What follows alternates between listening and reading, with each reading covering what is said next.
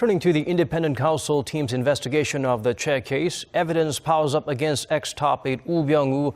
Also under the microscope, former presidential chief of staff Ki-choon and the National Pension Service. Jung-soo keeps us up to speed with the developments.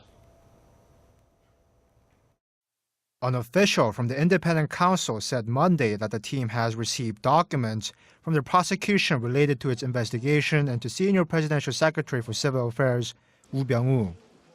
Woo and members of his family are suspected of using corporate funds from their company Jeonggang to rent luxury cars for their own personal use, in addition to orchestrating shady real estate deals.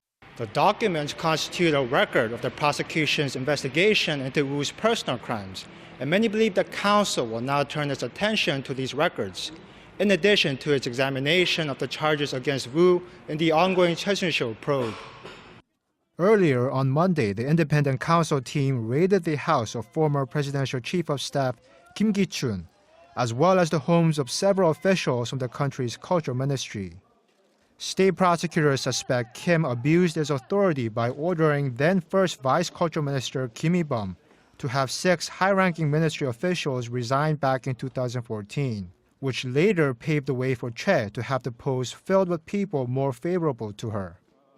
The counsel also says it already has evidence that former second Vice Culture Minister Kim Jong used Kim Ki-choon's influence to demand that a high-ranking culture ministry official be appointed as vice chairman of the organizing committee for the 2018 Pyeongchang Winter Olympics.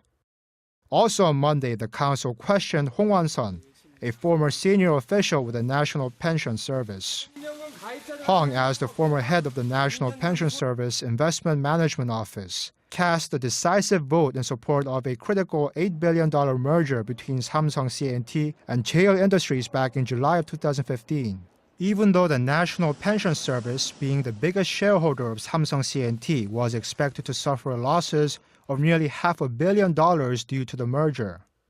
The merger helped Lee Jae-yong solidify his reign over Samsung Electronics, and Lee is suspected of pledging to give over $18.4 million to a German foundation linked to Choi in support of her daughter Chung Yura's equestrian training to win favor for the merger.